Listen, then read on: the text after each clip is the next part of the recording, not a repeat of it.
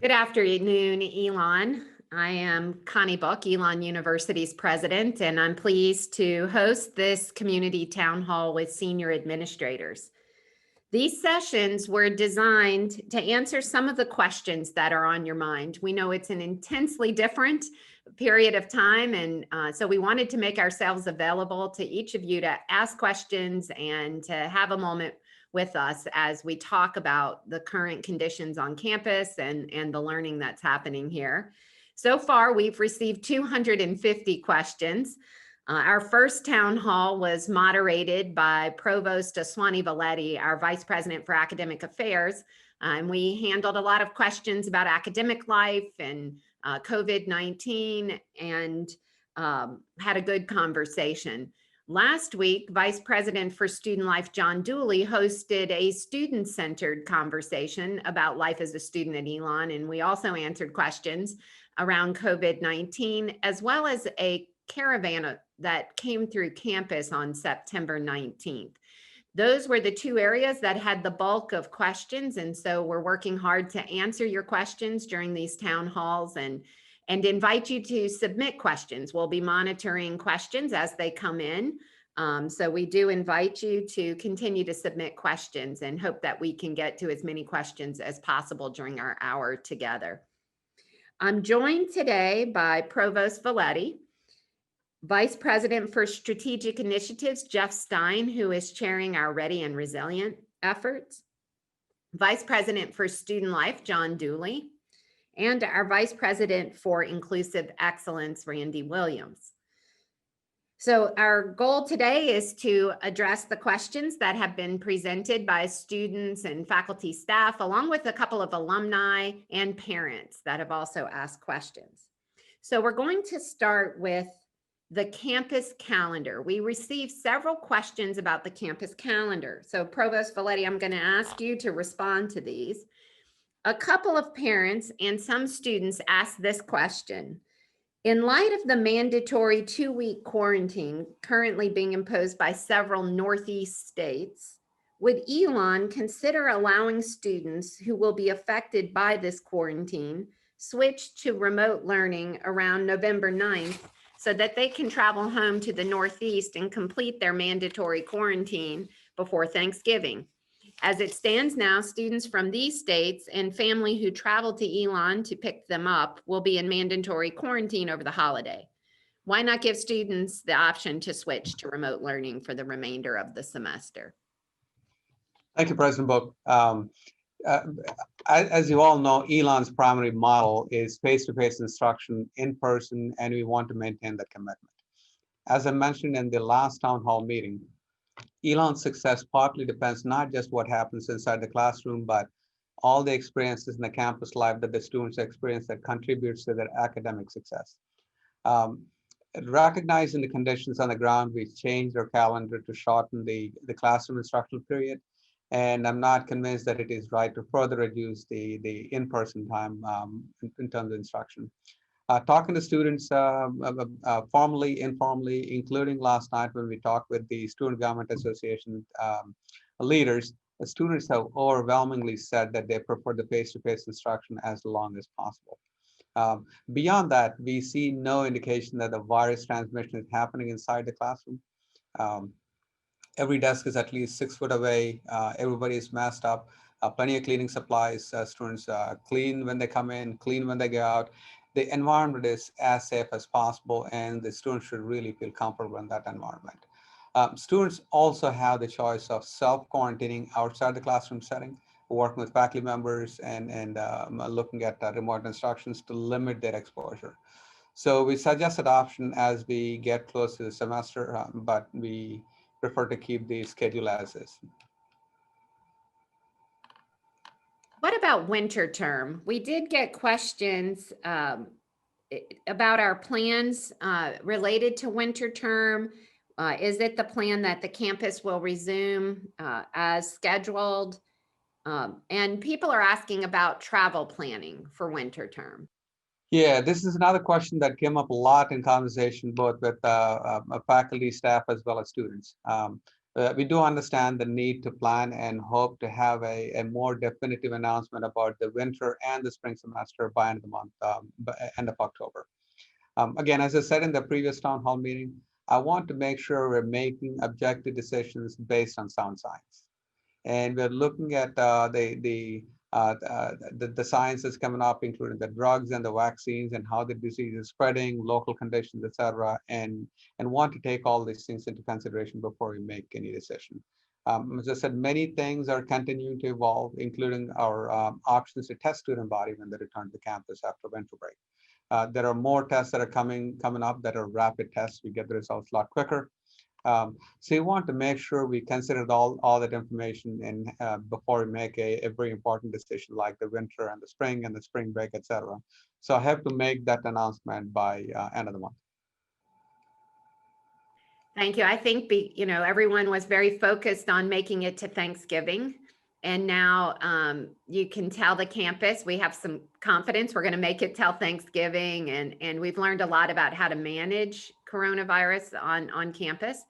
But so people are looking at winter term, and they're also asking about the spring. We did have a question from a parent, and I'll read it.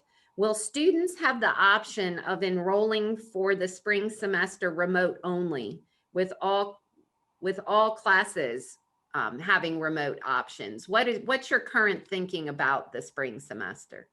Yeah, I've said it many times. Elon does many things exceptionally well, and one of them is planning.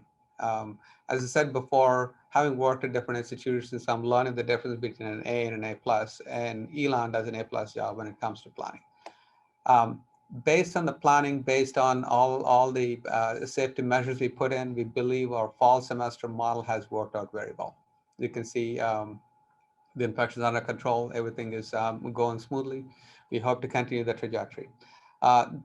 Again, time and time again, vast majority of students have chosen in-person instruction and continue to communicate that their preferred mode of instruction is face-to-face.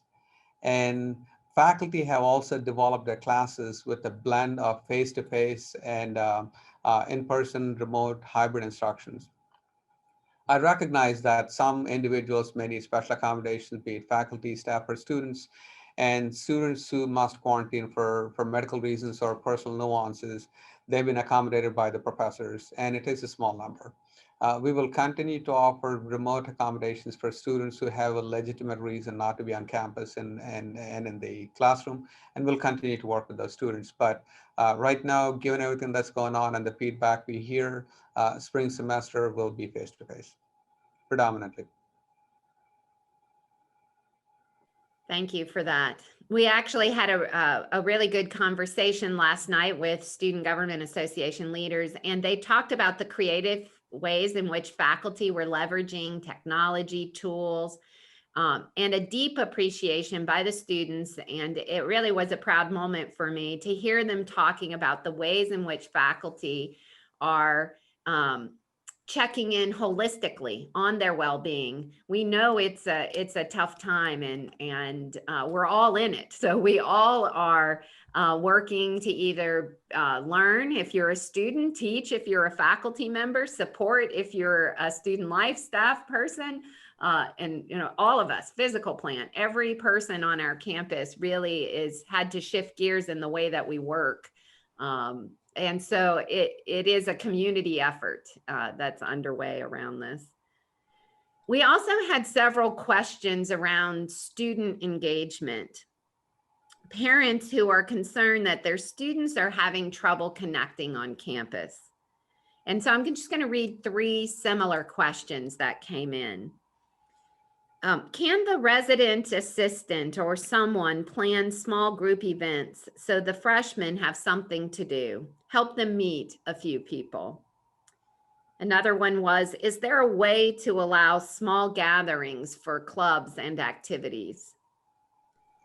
And then a third one, what is Elon doing this fall to encourage their sororities to make their presence known and encourage freshmen to go through recruiting?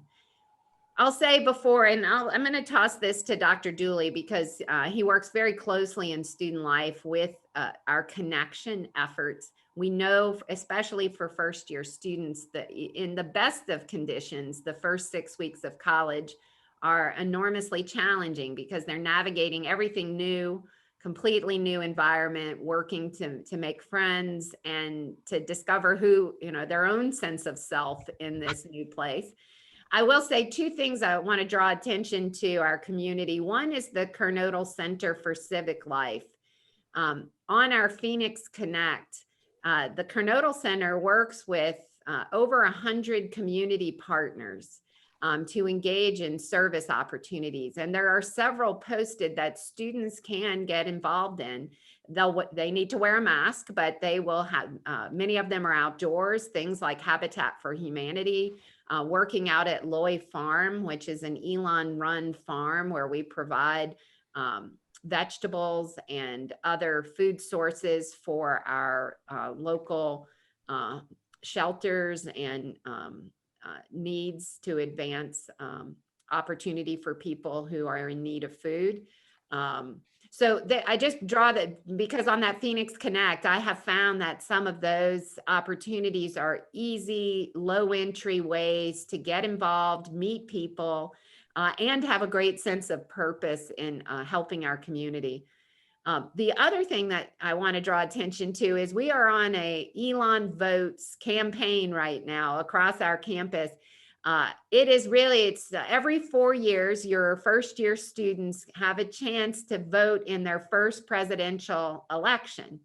And I shared with the incoming class that I started college. I won't say what year, but it was a presidential election. And I can remember the excitement of registering to vote, educating myself about the candidates, the local issues that were underway in Baton Rouge, Louisiana at the time, and casting my first ballot. And so there are lots of opportunities for students to get engaged around voting, or even students can be poll workers this year to help with a shortage of poll workers. And so all of that is in the Carnotal Center for Civic Life. So that's one spot. But Dr. Dooley, what about the rest? Where else can students connect? How's that working? Yeah, and I think the questions that came in were really good questions. And to be honest with you, they're not questions that are unique to the COVID-19 era, right? This is a point in time when many of our first year students in a more traditional year would be having that moment of, they might have gotten to know the folks on their floor and their roommates, but maybe they're looking to expand that circle a little bit. Maybe their roommate isn't the best friend that they thought they were going to be, and they're looking for other connection points. And so the questions that students are having are pretty common. The other thing that tends to happen is that they're connected to some of their friends that were at other places through social media. If you're scrolling through on a Friday night looking at what's happening other places, you have this perception that all of your friends who are other places are having this fabulous experience, and you're just home scrolling through your social media. I try to remind students that no one posts on social media that they sat around scrolling through, hanging out by themselves in their room on a Friday night. So it is important to know that those feelings of seeking more connection are not isolated, to normalize that for students. And so part of the message there is really to continue to push to reach out. If it's that Elon 101 section, to be able to say, does anyone want to meet for dinner tonight? Or can I in a class, do you want to go grab lunch after class? Those kinds of things are important for students to do. It doesn't have to be big organizations, big events. It's just that the push to sort of put yourself out there, to ask someone that you might have something in common with, to grab a bite to eat, or, hey, I'm going to go for a walk around outside. Does somebody want to go with me? So those are easy ways, I think, for folks to continue to reach out. There's also, in the questions that were posed that you read, President Book, a perception that even during the social hiatus that we somehow stopped all activity on campus. And that's not the case. We did have student organizations and events that were happening throughout that time. And we will certainly continue to have those through the course of the fall. And so, like next week, for example, is homecoming week, and we'll have some in-person events here on campus for students, even as we're celebrating a virtual homecoming with our alumni and others. So to be able to look for those events, there is a group that's been working across residence life and student involvement. and campus recreation and other areas of the campus to have just pop-up events that might happen to create greater visibility of the student organization events, the movie nights. There's been a From the Flame challenge that the Traditions Council has launched this year. So there are certainly connection points that are happening. President Book, you mentioned Phoenix Connect, and that is the one place that if I were a student looking to find things to do, find things happening on campus, to look for an organization with an interest similar to mine, Phoenix Connect would be the place that I would go. And I would recommend a student go to find that connection. And then to use your resources like your RA, your Elon 101 TA, the folks in the Student Involvement Office or the Carnotal Center that you referenced, the CREED, other centers on campus, to just walk into a space and say, hey, I'm struggling to find a place to get connected. And people are ready and willing to help a student with that question. There was one of the questions I think you asked about sorority recruitment, and at Elon, like many campuses, our sororities and fraternities don't have new members join in the fall semester. What we really feel like that decision to join a fraternity or sorority is a lifelong commitment, and it's a significant one. And we ask students to really get themselves settled and situated, to understand the campus, to understand their academics, the leadership and their involvement before making that decision or commitment around a fraternity or sorority. And so we really do ask those groups to take a pause for the fall semester to let our first year students get themselves established. So there is not a lot of activity that happens around fraternity and sorority recruitment in the fall semester. In December, students who are first year students who are interested in joining fraternity sorority will be able to sign up and register for the recruitment activities that will take place after winter term in the spring. So, and that decision to sign on to that recruitment really takes place in December. So to know that that's coming, it's not a decision that needs to be made today. It can wait, and it will be here as an opportunity for involvement. Very good, very helpful. Thank you. We also had a couple of questions about our requirements for students to receive a flu shot this year. That is new for this year at Elon, and I'll read the questions. I have never received a flu shot and never want to. I don't believe in them, and to require them is beyond me. And then another one, why is Elon mandating that students take the flu vaccine before returning to school next year? This country is founded on freedom. We have the right to choose if we should be injected with a substance or not. So respectfully, I'll answer this question and walk through the reasoning behind why Elon decided that it would be important to require the flu shot this year. And of course, we require vaccines and immunizations, other vaccines and immunizations to be enrolled as a student here. And for the flu vaccine, it is the guidance of the CDC and health experts that this year, that an extra effort be made to take the flu vaccine. This is because what they're trying to avoid is the possibility of accelerated coronavirus in our healthcare system and the regular flu conditions that we experience during the colder months. So this is really about healthcare management, this requirement. I will say that the science on the flu vaccine is clear, that it prevents people from getting the flu.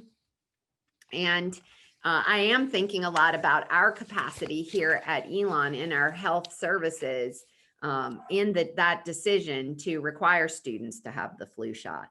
Now, I understand that some are opposed to vaccinations for a variety of reasons, some of them on religious grounds. So we do have an exemption process in place for those special circumstances. That said, whenever possible, we want everyone on campus to get their flu shot. To facilitate that, we are offering free clinics, flu clinics where students can, there's no charge if you don't have insurance, but students can sign up and get their flu shot. And those are ongoing, and we will continue those through the end of the semester. And of course, there are plenty, CVS, Walgreens, plenty of places that you can walk in and request a flu vaccine. I will transition now because we have several questions about COVID-19, and some have come in during our town hall. So I'll say those at the beginning. People are asking about what the testing procedures are going to be on return from the break when people come back for J-term. And then I'm going to read a few others, Jeff, and Dr. Stein, I'll turn it to you to answer these. What percentage of students have gone home since Elon went on high alert? Does Elon have a plan to send students home if the COVID infection rate percentage reaches beyond a certain number? So maybe you could answer that and then also address the testing question that came in. Great question. I mentioned in a prior call that our testing with LabCorp and Cone Health has been very helpful, but we don't necessarily feel that we would repeat the way we did testing in the fall for winter and spring term. Testing has changed, and we got feedback from students and families about what they think was effective. So the protocol for winter and spring will certainly be determined by the schedule that's yet to be announced at the end of this month. But I would imagine we're talking about ways that we could create a week in which we are bringing folks back and they're getting tested as they return, because we know we can get faster results by January. And so we would be able to test all students, and they may have to quarantine for a day or half a day until we can get their results, but that we would stagger the return and the testing, and that way protect the whole community. Your question about students leaving campus, I would say we don't believe many students have left campus this semester. We've had about 1% of undergraduates taking a medical withdrawal, which is pretty typical for a fall semester. There are some students who may have arranged with their faculty to take classes remotely. We don't believe that's a large number, maybe a handful. And to repeat an earlier statement, we're hearing a lot from students and parents who are really grateful to be here and working towards trying to keep us face-to-face and in person. The question about sending students home, I think I've mentioned this before, if we hit a certain number of cases, the CDC and state and national officials do not recommend. They've been exceedingly clear that a campus quarantine means students who are here stay here, those who are away from campus stay away, and any other sort of behavior or travel risks the health of many others. So our current plans are not to send students home if the infection reaches a certain point. Instead, we would quarantine here, create a campus quarantine with the guidance of the CDC and other medical authorities. And I think I mentioned on an earlier call that we've spoken to campuses who were forced into that situation of a campus quarantine about how they've done that, what's worked, what they shifted to virtual, and how they sort of balanced care for students so that it doesn't feel, like prison, and their well-being's being taken care of while we're also following the rules of a campus quarantine. So travel just isn't recommended in that type of situation. But we've got to be really careful to make sure we can protect students' well-being as well in that process. We did have a question come in. Are you able to tell us how many or approximately how many cases are from each residence hall or from the neighborhood? It's sort of a tricky question because HIPAA laws preclude us from sharing this kind of information, as we have to, by law, protect the privacy of any individuals involved. Dr. Arsenal is quick to remind me that it's people who have the virus, not places also, but I get the question. And I'd say that anytime there is a case on a floor with a shared bathroom or with a suite or something like that, those students are automatically offered testing. And of course, the health department for close contacts, they're involved with anyone who's a close contact and quarantining them and providing them support.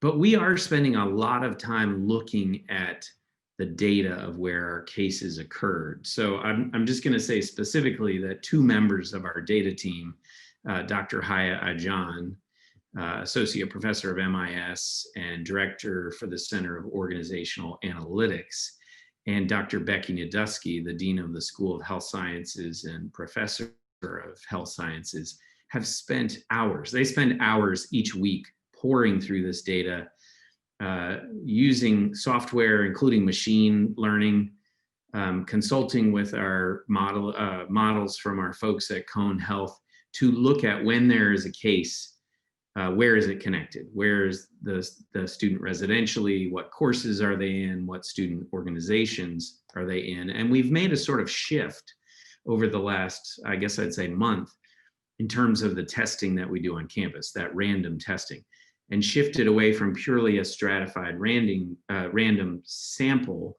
to some targeting testing. So if we see a case in a neighborhood or in a student organization or an off-campus apartment complex, then we will automatically test, we'll pick students around there to test to ensure that we're on top of that. We don't want to create any sort of undue alarm, but we want to get right at those cases beyond the indirect contacts and close contacts and make sure we're on top of that. And I would say this was new for us, something we learned in the last month or two, and was exceedingly helpful during this recent surge to find cases, even before we saw any kind of cluster or reach a level of alert. So most of our cases among students have been off-campus residents, just to go back to the question, but we're working closely to try to get ahead of any kind of cluster, that sort of thing, with this targeted testing. Here's another question. My student says that desks in one of her classes are only 3 or 4 feet apart. How do you ensure that all classrooms are maintaining social distancing? So we got a question like this recently, and there may have been more from a student, and immediately the physical plant got involved. So anytime anyone has this concern, they should feel comfortable coming forward, please. The physical plant tries every day when they go in and do fogging to reset the class. And when I say reset, our construction and design management folks this summer went through every single space using software to create a plot for where the furniture needed to be. And there's a map in every classroom. But sometimes the desks get moved, and that's not okay. So, so I would say bring that forward. We're happy to look at any of these. When this happened recently, Tom Flood and the physical plant staff got on it and moved the furniture back and figured out why it was getting moved closer. And our goal is to make sure every single classroom, they're at least 6 feet apart. And have we had any cases that resulted from classroom contact? Oh, thank you for asking that. No, that's a really important point. So, you know, when you ask a question like that, the reason we're able to answer is because we talk to the health department multiple times a day, and they are doing the tracing and they're looking at every case. So where we are seeing the cases come from is social contact off campus among students in small groups, or social contact small groups on campus among students. Could be larger groups, but it's predominantly groups of students removing their mask, being together for more than 15 minutes, and that's what they've identified. We've also seen that for faculty and staff who have been off campus with family or friends, and that's where they were getting a positive case. We have not seen any sort of transmission in a classroom or other kinds of settings. And that makes sense about our lives and where, you know, we'd be into contact with folks. Even with all those precautions, if we had a question, students, while COVID cases are low, have you considered allowing students who do not feel comfortable on campus to move out and allow them to attend classes remotely? So that's a good question. Students who don't feel comfortable have had the opportunity to reach out actually to Provost Valetti. And there were some other processes, but now to reach out directly to Provost Valetti about remote learning arrangements. So in the late summer and earlier in the semester, folks on campus work with students to make arrangements. I think it was about 255 undergraduate students and then additional graduate students and also at the law school to attend classes remotely. That undergraduate number is less than 4% of our total undergraduate population. But in the middle of the semester, it's a little tougher. We can't always guarantee that every faculty member would be able to accommodate that request, but students with special needs or interested in, with questions should reach out to Provost Valetti, should talk to their professors, and folks, can be helpful. But actually, I wonder if that was a question that was coming in earlier in our numbers, and now, we're certainly hearing from parents and students right now that they're really happy and want to be protecting this. But again, every student has different needs and different interests, so they should follow that process. Thank you, Dr. Stein. Provost Valetti, we have a question from a faculty member. Providing faculty the option to teach a reduced course load at reduced pay for a limited period of time has been shown to be one of the most effective family-friendly policies, particularly for female identifying scholars. Could you explain Elon's reluctance to approve part-time work options for faculty, particularly given the collapse of support mechanisms that many working parents and caregivers depend on? Thank you, President Book. I don't know about this particular individual, but Elon's model is primarily in-person instruction by full-time faculty members, and we want to make sure that this happens whenever it's possible. Having said that, we also recognize that individual circumstances are different. They might need different accommodations, etc. Early this summer and the semester, human resources have worked very closely with faculty and staff to meet individual needs. For example, about 160 faculty members were provided some form of accommodation, and some of them took full year leave of absence. I think it's about 80 or 81 individuals. Some had reduced teaching loads. Others have changed their teaching times and days.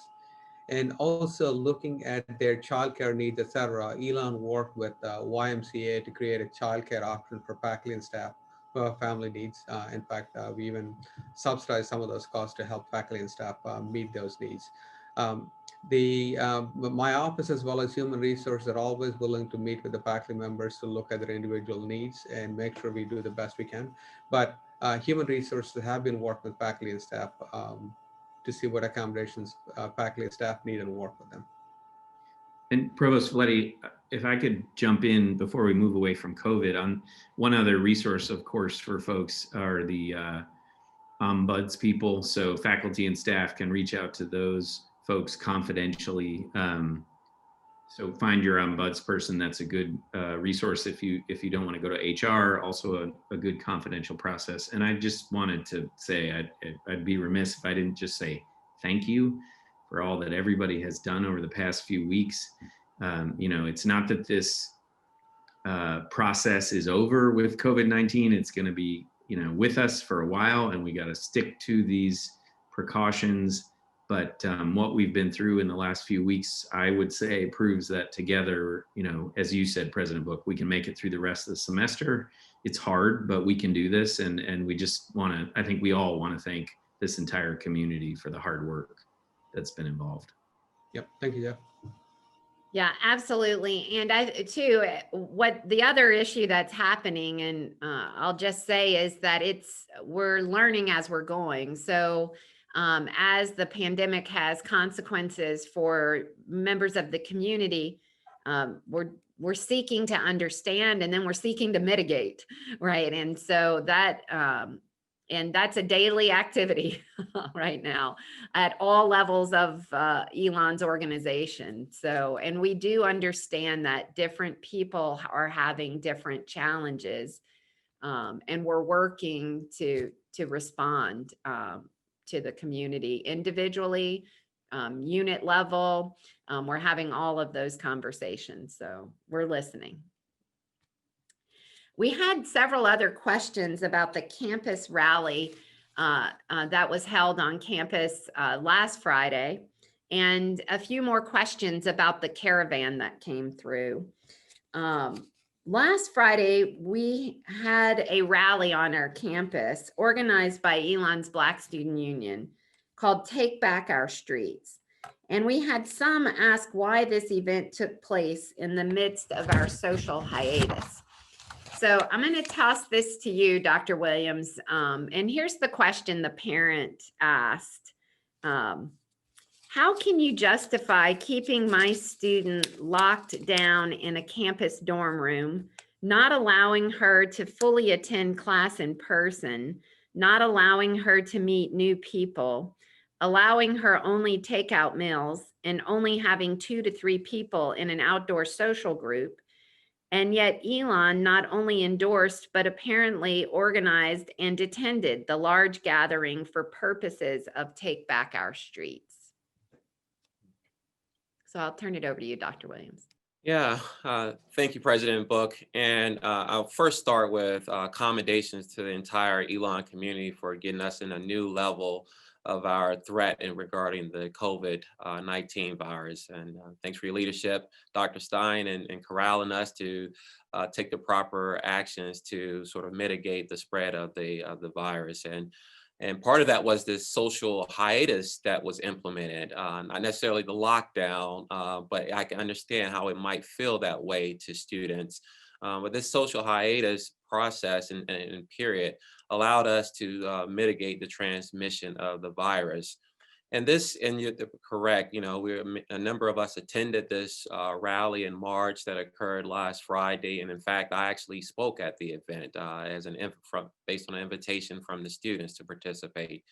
And this was organized by the students. So I just want to clarify that it was organized by some student leaders and approved by the university, much like the other events, some other events and activities that were approved by the universities during the social hiatus period. So while it was a social hiatus period, we didn't have a stop of all activities and events. We recognized that there are still some things that could occur. And we felt that the rally in March is one of those events that could occur. The organizers were very vigilant about the wearing of masks, the physical distance that was mandated and needed for us to have a successful event. And so while the images and photos may appear that there are people bunched together, and quite honestly, I don't know if we went and use a ruler to measure 6 feet distance at every step of that march, we may have broken that barrier.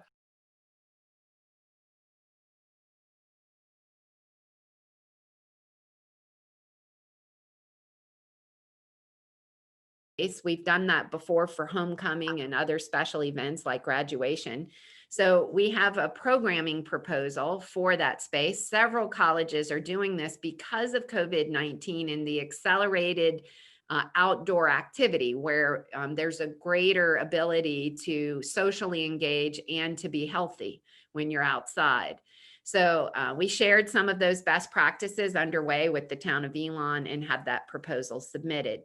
They are reviewing that. And I'll ask Dr. Dooley to give an update on that as well. On Monday, I went to the town of Elon and during public comment, asked them to take action on this and asked them to reject the idea that we can do nothing about this behavior. And I'm confident we can. And the first step to say is that we reject it, just like the rally and the students' message, our message as faculty and staff and administration, that we reject this behavior. And we're going to stay at it until we can feel confident that the people who are in our community here are protected from that behavior. So that's where we are with that. We have asked prior for Haggard Avenue to be closed. Prior requests were rejected because Elon, in part, because Elon had an elementary school on Haggard Avenue that was in the middle of our campus. And because of fire and safety, that elementary school, the access that was needed to that. If you recall, last spring, we took down that elementary school after having constructed a new elementary school for the town.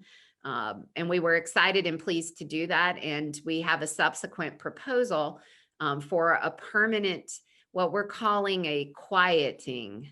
So trying to quiet that street, that public street. So there's several proposals, ideas out there. There is public comment being taken right now by the town of Elon on Haggard, in addition to review of the temporary proposal for closure. So I will, with all that, Dr. Dooley, I'm going to say the question the parent asked and then turn it over to you for comment. With the political unrest this season, what is Elon doing to ensure the security and well-being of our students and faculty through November? Is there a plan that you can share with us? How is administration communicating with the students?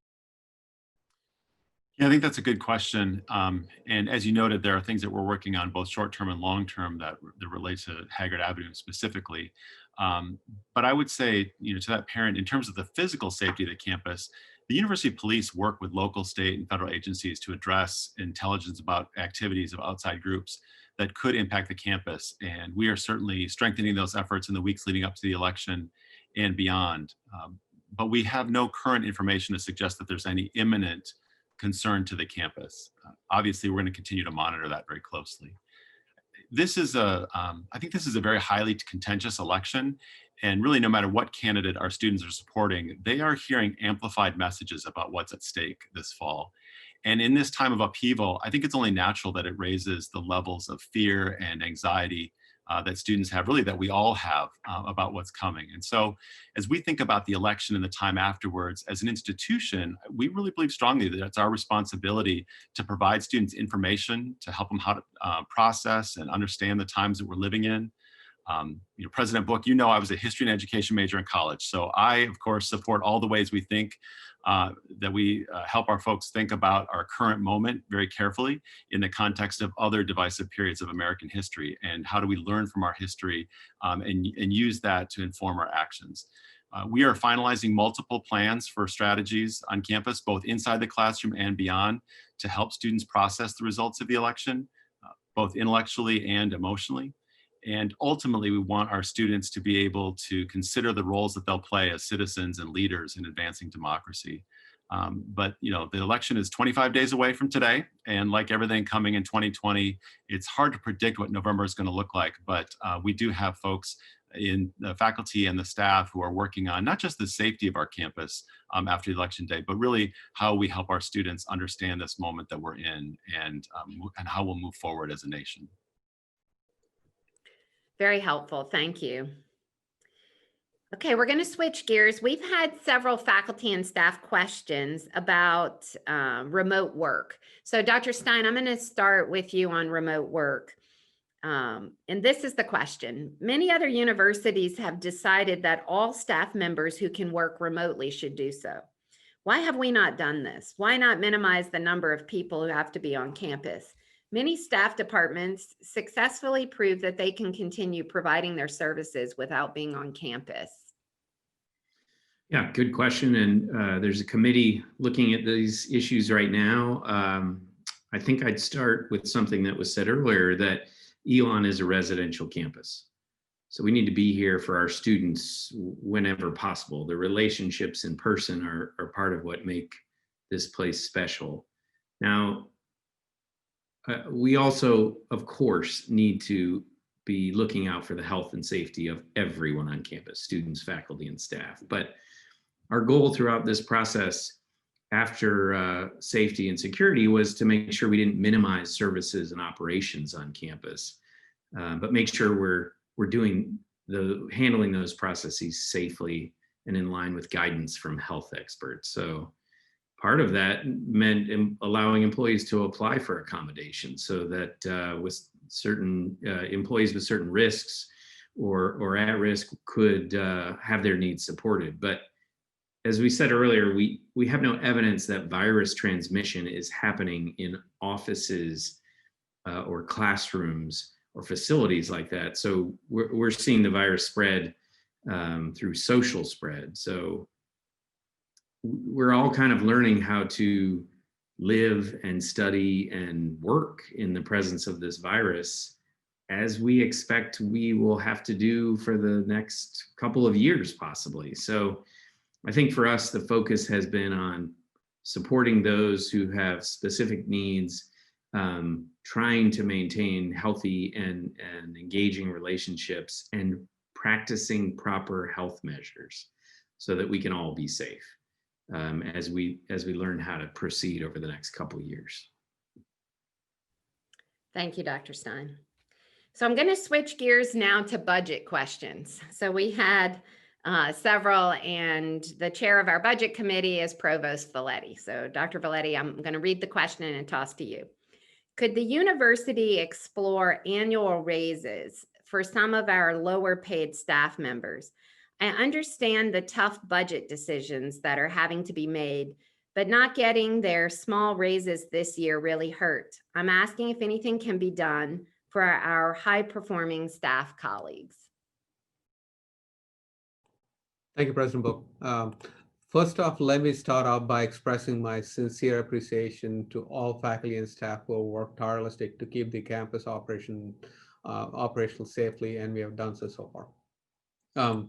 In the midst of an unprecedented challenge and millions of dollars of impact because of COVID, Elon has worked really hard to avoid any furloughs or layoffs seen at other schools not far from here, and some of them are far better resourced than we are. At the same time, I understand that everyone is under financial pressure. I get it.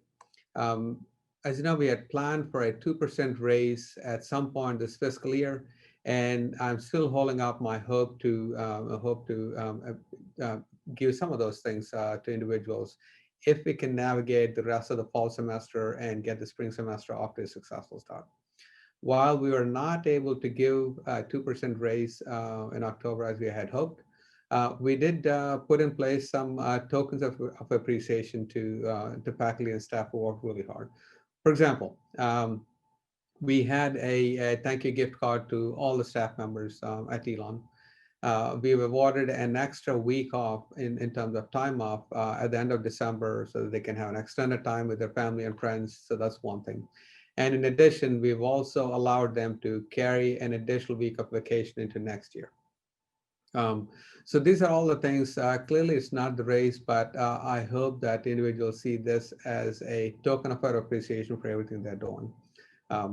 And now we are about 8 weeks into this long year. Fall semester is good so far. We still got winter, we still got summer, we still got testing. There's a lot of unknowns. So going to keep a close eye on these things and see how things unfold and make some budgetary decisions going forward.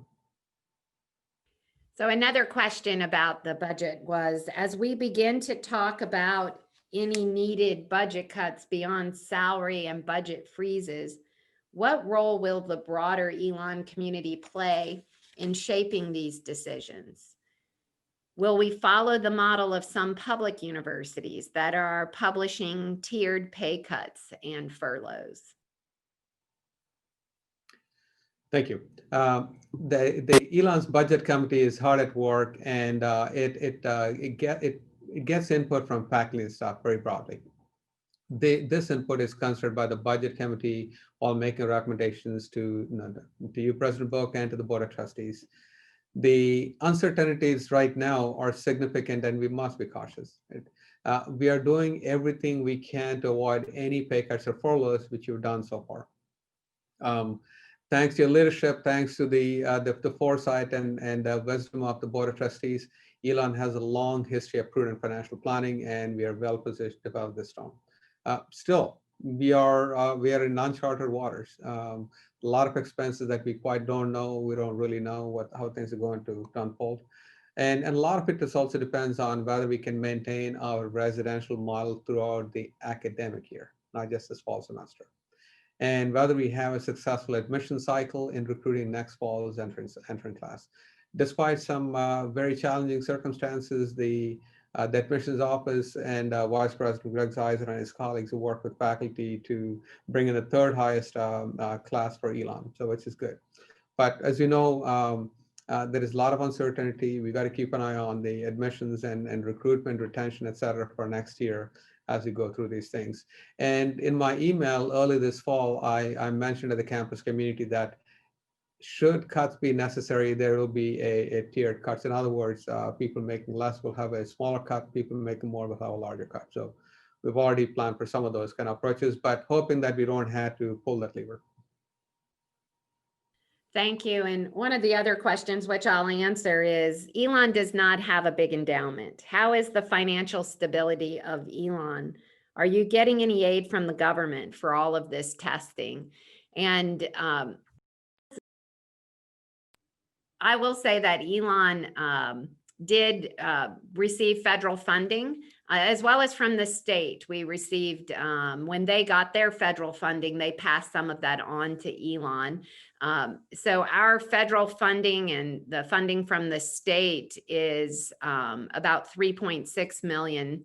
Much of that went directly to students who were experiencing financial disruption. So we were pleased to be able to have the ability to provide direct financial aid to students. And then the other is being used to cover costs for testing, for the new technology, the new furniture, and the PPE that we have purchased on campus. And I actually believe we will see additional funding, probably not until after the election, but you're watching as Congress debates this round 2. And of course, higher ed all across America, one of the many industries disrupted by COVID virus. And so I do think we will see that. And I'm confident in Elon's budget. Elon is prudent, like Provost Valetti said, and so we have a board of trustees that created and designed a budgetary model that has really served us well in this crisis and was designed to keep Elon whole during a crisis. And so they had the forethought to do that, and which we're all benefiting from right now. And I'm truly grateful for that.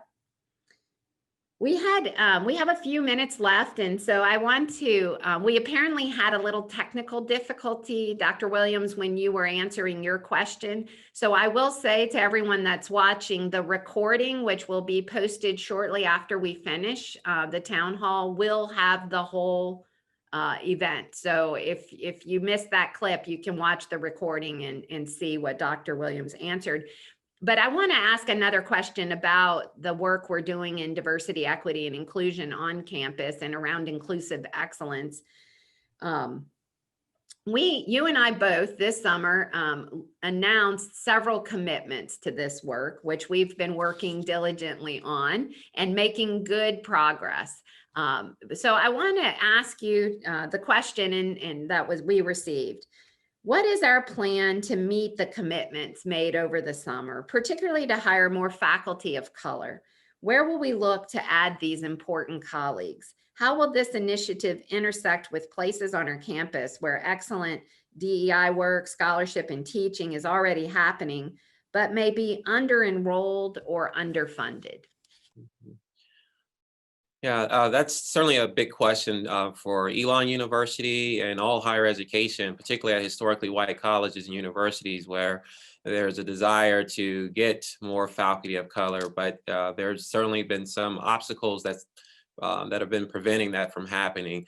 Just contextually, we're at about 17% faculty of color at Elon. Based on our fact book from the 1920 year. I'm looking forward to seeing the most recent data that will come out soon.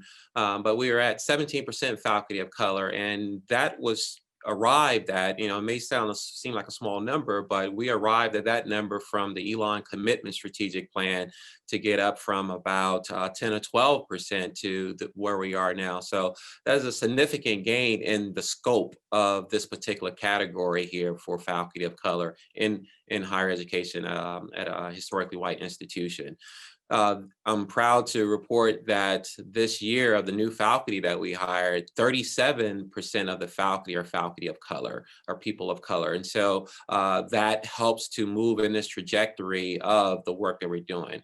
Now, as it relates to the commitments that were announced over the summer, sort of the previous information I just shared may indicate that we have already committed to this, and this is just an acceleration of that commitment and a deepening of that commitment for faculty to have greater percentage of faculty of color here, because we know it's important. It's important to have those diverse perspectives in the classrooms, those identities for our colleagues, for our students, for the disciplines and the fields that are here at the university. So it's very much needed to have a fuller experience, fuller understanding of content at the university. So we will continue to do that. I'm confident that we're moving in this particular direction. As to where those faculty members will be placed, but we also have to be good stewards of the resources that we have and see where is the need as far as faculty hires across the university. And as we're thinking about those places where we have to hire faculty, what are we doing to yield or to attract and to yield a greater population, a wider population based on race in those pools for searches that are occurring? And I know that the academic deans and department chairs and search committee members are attuned to this particular need that we have, not just to say, we want to do this for a numbers perspective or because some announcements were made over the summer. We're doing this because it's the right thing to do. It's what our students need. We are an institution that respond to students' needs, and students need to have a greater representation of faculty in the classroom, not just for students of color, but for all of our students need to be exposed to the diversity of identity, particularly as it relates to race. We recognize too that there have been faculty of color who are doing this work and have been doing this work for a very long time at Elon. And we want to tap into their resources and to reward them as well for the things that have already done and what they might do by helping other colleagues, faculty colleagues, to elevate their interests and their ability to conduct classroom settings and other academic experiences with a racialized lens. So there is commitment for sure. We're seeing, it's really promising to see that 37% of the new faculty are faculty of color, and we look forward to seeing how we can cultivate that further. Thank you, Dr. Williams. We also had a question on the flip side of this. So I'll read it. This is from one of our staff members. What are you doing and it relates to inclusion. What are you doing to protect the voices, mental health, and physical safety of conservative faculty, staff, and students? As a conservative, I don't really feel welcome in this community anymore. I feel that if I voiced my opinion openly like others, I'd be ridiculed, and I'm worried I might be fired. Why do I not feel included in this inclusive community? So I think this echoes a sentiment of division that we're feeling around our country. And Elon is a microcosm of what's happening around our country. It's very divisive. And when you read social media or newspapers, you really can feel the divisiveness in it. When I think about this at Elon, I think about it from a mission perspective. We absolutely need diversity of voices. We need conservative and liberal voices if we're going to fulfill our mission. And we are committed in our mission statement. The phrase we use is respect for human difference. And by that, we mean that we will engage respectfully, and we will have good, respectful civic discourse. We have several programs for faculty, staff, and students to learn this skill set. And I absolutely believe it needs to be taught and learned. It's great when it's modeled in our homes, but not everybody has that. We use programs like deliberative dialogues to have sensitive conversations and that are heartfelt, right? So people bring a sense of their identity to the table. And so these can be very difficult conversations to have. And that fundamental respect for human difference is the foundation for the way in which we aspire to have them and is embraced in our mission. The other two phrases in our mission statement that I think about often in the middle of the work around inclusive excellence is freedom of thought and liberty of conscience. And those are such powerful words about the purpose. The action we're taking every day at Elon is to educate people. That's our action. That's what we do. And then those people in turn take their liberty of conscience and their freedom of thought and the diverse learning they've had to the world. That's what they take to the world. Our action is education. And the impact of that absolutely changes the world as those young people that we educate go out, and our community as well. Our faculty and staff go out and they provide great service to the world based on their passions. So I think of it from a mission-centric perspective. And yes, we need diverse voices and we need respect for human difference, particularly at this time in our country and on our campus. So that is we're out of time. The hour's up. We've gone a few minutes over. This is the third and final town hall that we imagined when we announced these a month ago. I've been very grateful to my colleagues to take their Friday afternoons and answer questions and spend time with us. It's an unusual year, and we all recognize the need to have more communication. And for you all to have an opportunity to ask us questions in this format. So we will continue to accelerate communications where we really recognize that right now that more talking is better, more making ourselves available for Q&A is better. So I'm really grateful you took time to spend with us. And of course, these recordings, and if you missed that little blip, the recording will be in full and available on our website. So look forward to continuing this conversation in another format. And thanks for being with us this afternoon. Thank you.